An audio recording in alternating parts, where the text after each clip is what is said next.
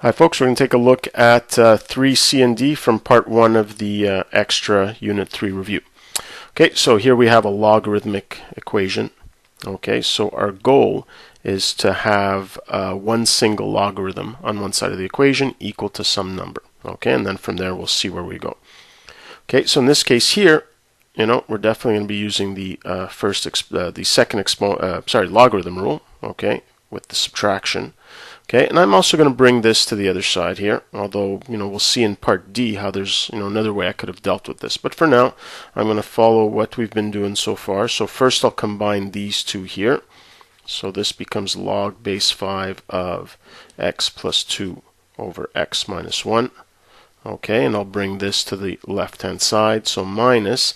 Now, eventually I'm going to want to combine this logarithmic expression with the other two, and I know that this coefficient doesn't lend itself to my exponent laws. So what I'm going to do is right away use the ski-slope rule to bring it up into the exponent. So bring it over to the other side, but I'm going to rewrite it as log base 5 of 3 squared. Okay, equals 0. And now I can use the second logarithm law again. So this becomes log base 5 of x plus 2 over, so because I'm dividing, that 9 will be in the denominator, so I'm going to have 9x minus 9. So I just distributed that to the denominator. Okay, equals 0. And now I have exactly the scenario that I'd like, because I have a logarithmic expression equal to some number. So now I'm going to take this and translate it into exponential form. So this becomes 5 exponent 0 equals x plus 2 over 9x minus 9. And so now I'm going to solve this like any rational equation. I'm just going to get rid of the denominator. So I'm going to multiply that 9x minus 9 to both sides. So since this is just equal to 1 on the left-hand side, I'm just going to have 9x minus 9, x plus 2, and this is a real easy thing to solve. So we have 8x on the left, 2 plus 9 is 11, so x is equal to 11 over 8. Okay, so again, the main thing to keep in mind here is that I'm looking to get everything as one logarithmic expression, and I do that by using, in this case here, I had to use 2 of my logarithm laws. Okay, so let's move down now to part D. Okay, and part D is log of 35 minus x cubed, okay, divided by log of 5 minus x, okay, and all that is equal to 3. Okay, now this is one of these cases where you need to be careful, okay? You can't make up any algebra. There's no logarithm law for the quotient of two separate logarithms, okay? So there's nothing you can do here. So now I need to try to find something else. Well, I've got this variable in the denominator, and I usually don't like variables in the denominators. Okay, so I'm going to multiply it out to both sides of the equation. So now I've got log of 35 minus x cubed equals 3 times log of 5 minus x. Okay, and so now again, let me get rid of this 3. Let's bring it up to the exponent using the ski-slope rule. Okay, so log of 35 minus x cubed, okay, and that's equal to log of 5 minus x all cubed.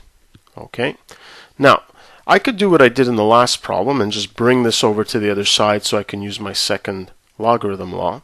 Okay, or I can sort of see here that I've got two logarithms with the same base that are equal to each other.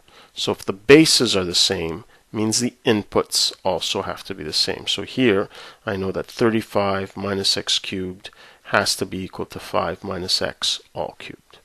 Okay, now had I done it the other way, it would just been a few more steps, but if you can make this determination, then yeah, that's perfectly fine. Okay, so at this point here now we have a cubic equation to solve, so let's do that. 35 minus x cubed. So if you do remember Pascal's triangle, you can expand it that way, but for now I'll just grind it out the long way. Oops, 5 minus x.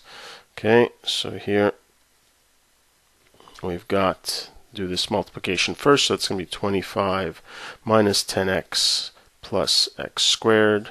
And let's multiply that by 5 minus x. Okay, so here we have 25 times 5 is 125. Okay, let's do the x terms. We have negative 25x minus 50x, so that's minus 75x. Here we have positive 10x squared plus 5x squared, so that's going to be plus 15x squared. And here we've got minus x cubed. Okay, and that's really great because, hey, if I add x cubed to both sides, there you go, cancels those out, so it makes my life a lot easier. I'm just left with a quadratic equation, so let's bring everything to the right hand side so I can keep my coefficient of x squared positive. So we've got 15x squared minus 75x, and here 125 minus 35, that's going to be plus 90. Okay, and I hope you're going to do yourself a big favor and factor out the common factor of 15, because that's going to make this question a lot easier. So here 75 divided by 15 is 5, and 90 divided by 15 is just 6. And lo and behold, we get a really easy expression to factor: x minus 2, x minus 3. So here our solutions are x equals 2 or x equals 3. Okay, but of course, before we accept both of these solutions, because this is a logarithmic equations, I have to see if either of these are extraneous.